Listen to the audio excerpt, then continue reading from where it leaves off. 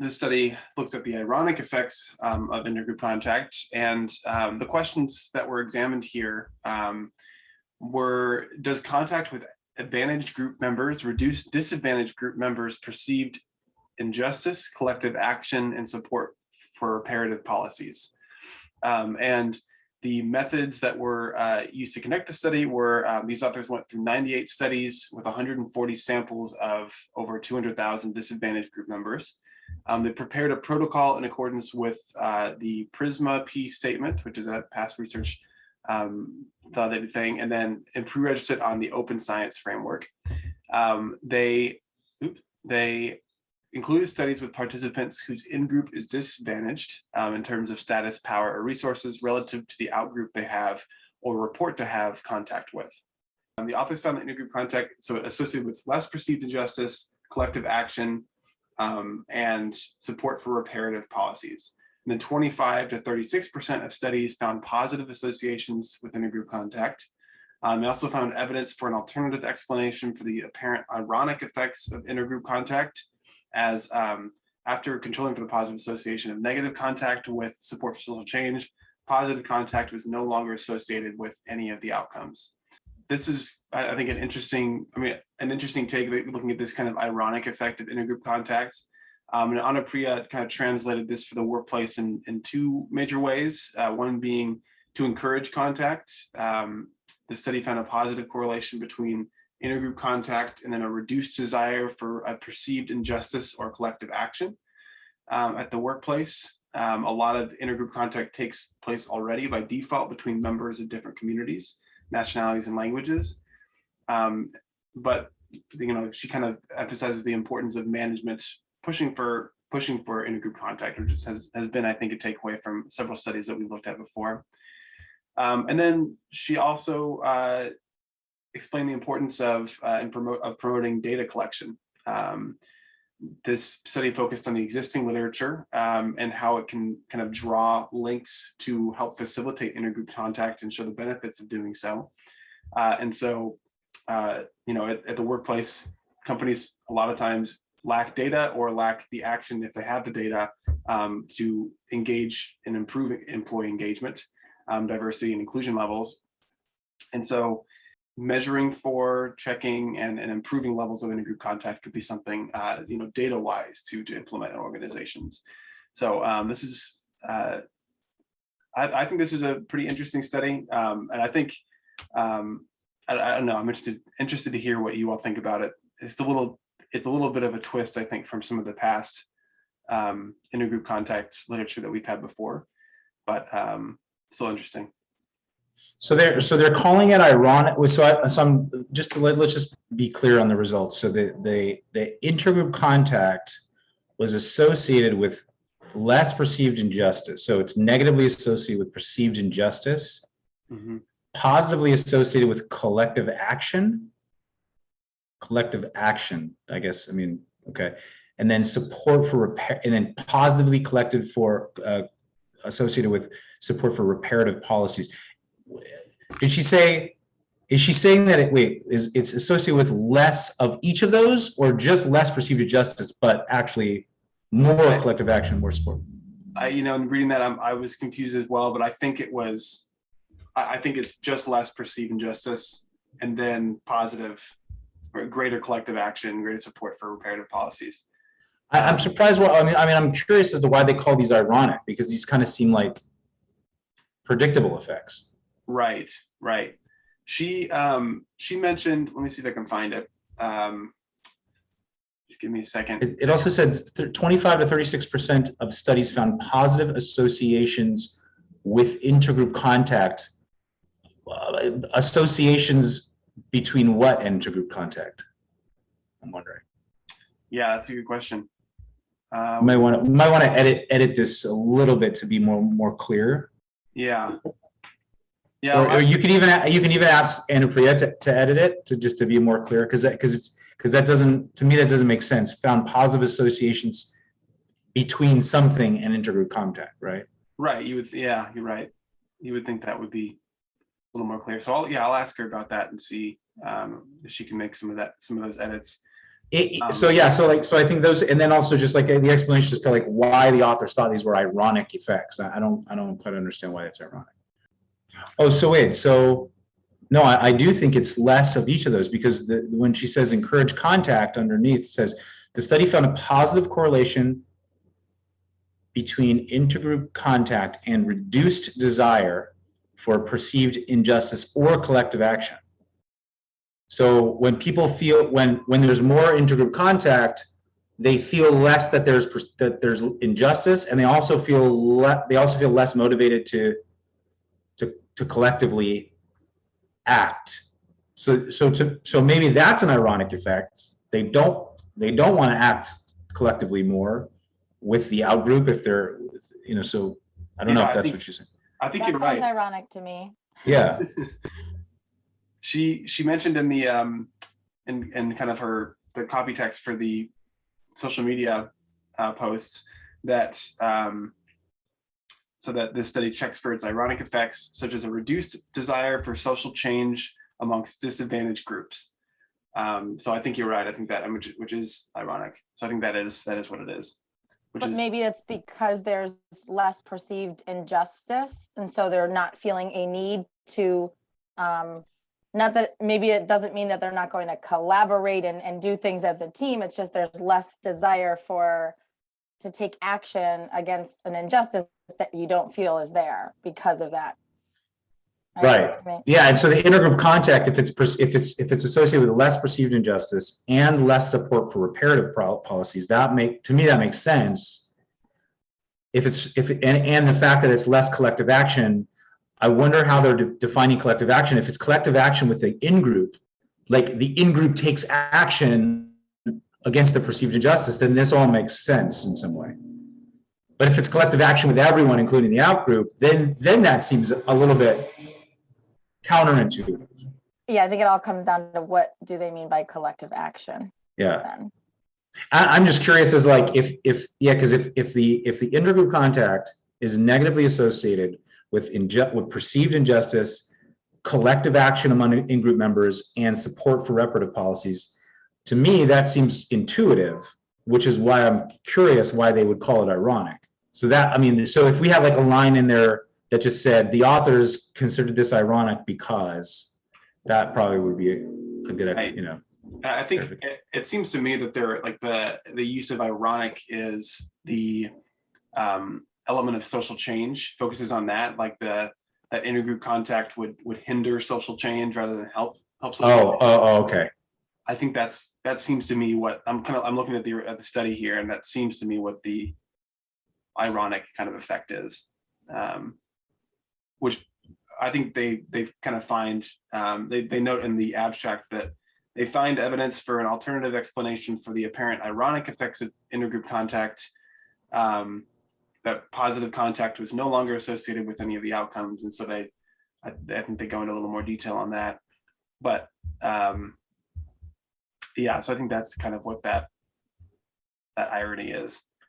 But I don't know if it's kind of like what you're saying, Sarah, if it's just a surface level kind of irony that's like, it like doesn't make sense on the outset. Like, wouldn't you typically think that, intergroup contact would lead to more positive outcomes, more desire for social change? But then, it makes me wonder how surface level the irony is. And then, does that make sense? Maybe I'm just. Yeah, I feel like they're really stretching this, right? Like where you really got to go deep, and you're like, well, this is back to what I was saying before. If there's less perceived injustice because of the more intergroup contact, okay, we're all as one. We're all one, right? So there's not a need for social change because everything's good. That's what I'm saying. Like, this is a stretch, and that's what I'm. Yeah. Yeah. It's almost like the ironic effects are the predictable effects of intergroup contact. Yeah. Well, I'll take this to Anupriya's takeaway of promoting data collection. I appreciate that. I appreciate that because that's not something we've seen in many of these studies that talk about, collective action and social change, promoting diversity and inclusion. It's not, we don't see that often. So I think that's a great takeaway for us to be mindful of, and like trying to even encourage our clients and those that workplaces that we're working with to have data on that, or like within their team, doing assessments and things like that. Yeah, definitely. I think that's something, you're right, that hasn't been a takeaway all the time for us. So I think it's a good reminder too of how important that is for organizations. Yeah, I mean, it's interesting that they call this ironic, but I mean, it's just another nice meta-analysis on the kind of positive effects of intergroup contact. Yeah, it starts with the assumption that intergroup contact, I don't know, it starts, I feel like they have this assumption that, no, well, let me think. Well, if the assumption is that, social justice initiatives and intergroup contact should be linked, okay, well then maybe this is ironic. Right. But I would think the opposite. I would think that if you have a lot of intergroup contact, you're not going to have a lot of these, sort of feelings of like separation that create all this feeling of social injustice and stuff like that. Yeah, that's the whole point of intergroup contact, positive intergroup contact, is to temper those types of dynamics. So that's I would expect this. Right. Yeah, and you may not even be able to use this in the recording, but so, and I'm asking because, like, among us, I'm the only person of color. And so something that I see a lot because of my perspective is that the in-group or leadership in a lot of instances, particularly in workplaces, will hire one person of color, one woman, maybe one person who has maybe some physical disabilities or other capabilities. And so then they're feeling like, okay, we've got everything covered. We're good. We've reached out to each group. And then those people are now, because they're in the positions, they're also kind of expected to be allies for leadership or the people in power. And so then a lot of times they don't necessarily see the injustices and they don't see those things because their perspective has changed. And also there's a responsibility kind of placed on them to, you're one of us now, you see things our way, you earned it, you got here. And so they don't necessarily see it all the time. Sometimes they do. And sometimes people, regardless of the position, will still fight and work for, everyone else's improvement. But like this whole study, the thing that kept coming to mind was like that tokenism, like we'll bring one or two of you on and then we've checked the blocks. And then oftentimes those people will be the most vocal against other people having same sorts of access. I don't want to do names, but just honestly, like in our community, Clarence Thomas is like the king of this. The king of what? Sorry. Like because his thing is basically, there don't need to be any set-asides. You don't need to have affirmative action. All these programs that were instituted at a time to, I won't say level the playing field, but to try to maybe correct some of the inadequacies from years past and the injustices and discrimination and things like that. So he's one of those people that we see, you made it all the way to the top. And now that you're there, you don't see the need for justice programs and legislation and things like that would help improve equity. And once people achieve a certain level of power, they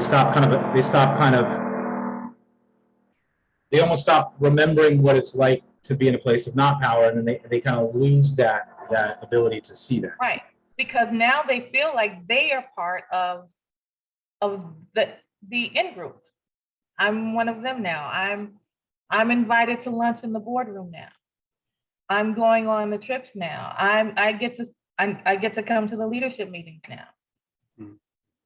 You know, and so, and then you have like the cognitive dissonance where, okay, because no one wants to believe that they're in a position just because someone's checking a box. You really want to be there because you feel you're qualified. So then you have, like I said, that cognitive dissonance. I'm here because I earned it, because I'm smart enough, because I'm capable enough. It's not because of the color of my skin. So because I have to believe that, then of course they're not mistreating people or withholding promotions or providing unequal access to opportunities because I'm here. Well, and where's the, I mean, to me, it's like, how do you know which is true? Because maybe that is true. It's not just because we're checking a box, it's because we promoted you because you're whatever. So that person has that question in their mind, is it because of this or because of that? How do you discover the truth?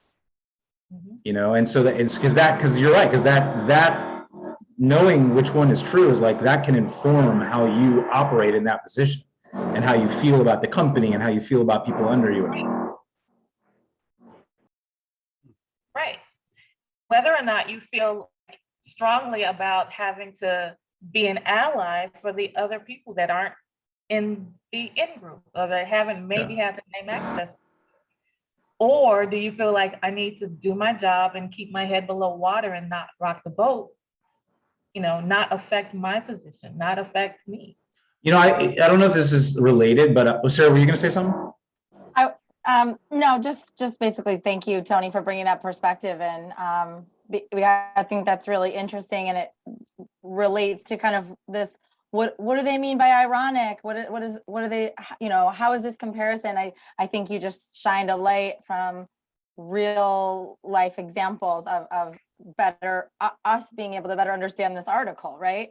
And kind of showing that it sounds like, you know, being put into a more of a equal and equitable position, especially in the workplace,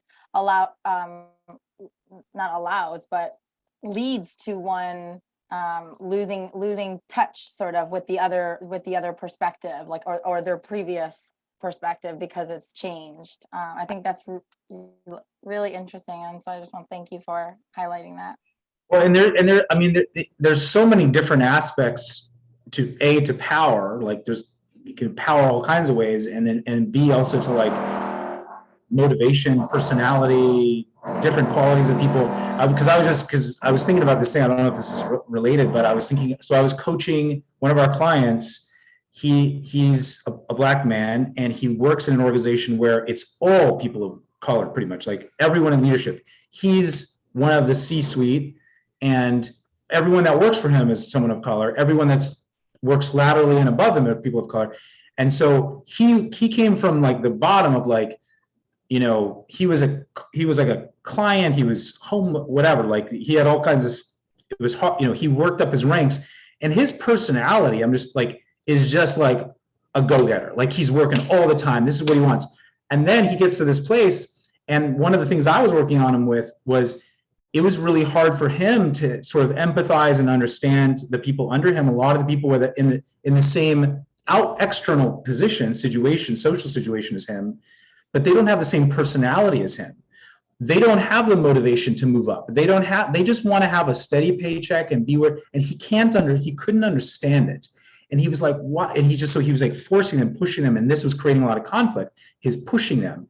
And so that's why one of the things I was kind of helping with, but it brings me up this interesting thing is like they were all the same sort of social group basically, but because of his personality difference, he couldn't, and he got to this level, he couldn't quite empathize or understand or perspective take with people that didn't have the same sort of motivation or the same personality as him, you know? And so I don't know if that was like, part of that was him becoming a person of power in that organization and then forgetting what it was like to be at a lower level or something. But yeah, I mean, I think this happens on so many different levels and dynamics where people do kind of forget, you know, what it's like. I agree. And I mean, I think women are placed in a position like this a lot too, because I mean, like if you're able to attain that or earn those types of positions, then there are just certain expectations, and it is changing gradually. But I mean, you know, I mean, women hiding, you know, their desire to want to have families and things like that, so that they can get those kinds of opportunities. And so, yeah, when you get there, you do. Sometimes there are just certain things that, you know, we may be forced to choose in order to stay, in order to be considered part of the group, so that you can have the same advantages as the rest of the group and opportunities. Yeah. How do you like stay authentic to yourself and what's true to you, what's important to you, not have to hide parts of yourself and still stay, you know, in good standing with the organization? Well, that's the mark of a good organization too. Of like, if you feel like, if an organization creates an atmosphere where you feel really safe to be your authentic self and all your motivations and desires and stuff, that's a good organization. Yep, absolutely. That's the goal. I mean, I think that's what Pollack Peace Building is about, is helping organizations get to that point, because that's when you get the best people, and the people are able to bring them their best selves. They're happy people. They're like, they want to be there. They'll fight for the organization if the organization fights for them, you know. Would you, or would any of you recommend in, say, like a job interview to be authentic about, say, family values, or try to hide that in order to be perceived as a go-getter? I would, I mean, listen, my take on it is, I would say be as authentic as you be authentic, because if you're not authentic, you're going to get into the wrong type of organization. If you're authentic, you'll find a good fit. You'll find an organization that values your values rather than like wants you to hide them. But that also depends on how desperate for a job you are, I guess. If you got to do what you got to do sometimes just to get some money in the bank. Yeah, I agree with you, Jeremy, too, but to the extent that you said, like, I mean, if you've got to pay your rent, Right. then get the job. Right. My mother always said the best way to find a job is when you already have one. Yeah. And you're not in that sort of desperate feeling of like, you know, yeah.